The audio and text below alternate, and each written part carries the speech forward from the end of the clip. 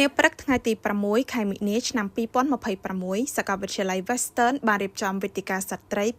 2026ស្ត្រីក្នុងរបបថ្មីដើម្បីអបអរសាទរខួបលើកទី115នៃទិវាអន្តរជាតិនារី8មិនិនាក្រោមអធិបតីភាពលោកជំទាវបណ្ឌិត Green Nalis រដ្ឋលេខាធិការនៃក្រសួងកិច្ចការនារីជាតំណាងដ៏ខ្ពង់ខ្ពស់លោកជំទាវកតិបណ្ឌិតរដ្ឋមន្ត្រីក្រសួងកិច្ចការនារីនិងឯកឧត្តមតែ Lauren ប្រធានក្រុមប្រឹក្សាភិបាលរួមជាមួយថ្នាក់ដឹកនាំនៃសាកលវិទ្យាល័យ Western ជាពិសេសក៏មានការចូលរួមពីវាលគ្មិនកិត្តិយសដែលអញ្ជើញមកពីស្ថាប័នរដ្ឋនិងឯកជនព្រមទាំងមានការចូលរួមពីនិស្សិតសាស្ត្រាចារ្យយុវជនប្រមាណជាង500នាក់វេទិកានៅឆ្នាំនេះត្រូវបានរៀបចំឡើងក្នុងគោលបំណងលើកកម្ពស់សក្តានុពល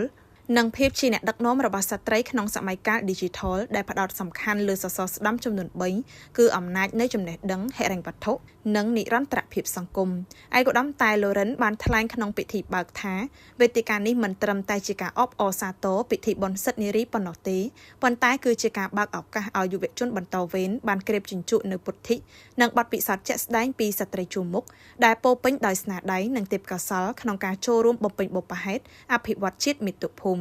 ក្នុងកិច្ចសន្ទនាដ៏ផុសផុលនេះវាគ្មិនកិត្តិយសមកពីក្រសួងអប់រំយុវជននិងកីឡាគណៈមេធាវីក្រសួងប្រៃសណីនិងទូរគមនាគមន៍ព្រមទាំងថ្នាក់ដឹកនាំមកពីវិស័យធនាគារនិងសហគ្រិនភាពបានចែករំលែកនៅឧត្តមទស្សនវិស័យជំរុញការបំបែកឧបសគ្គការកសាងឯករាជ្យភាពហិរញ្ញវត្ថុនិងការត្រៀមខ្លួនសម្រាប់ស្ត្រីក្នុងរបបថ្មីនៃបច្ចេកវិទ្យាវត្តមានដ៏ខ្ពង់ខ្ពស់របស់តំណាងក្រសួងពាក់ព័ន្ធនិងដៃគូយុទ្ធសាស្ត្រនានាបានសបបញ្ជាក់ឲ្យឃើញពីការយកចិត្តទុកដាក់ខ្ពស់លើសមភាព gender និងការផ្ដល់តម្លៃដល់តួនាទីស្ត្រីដែលមានសមត្ថភាពលើសពីមាតាពលគឺជាអ្នកដឹកនាំនិងជាអ្នកច្នៃប្រឌិតដ៏មានឥទ្ធិពលក្នុងសង្គម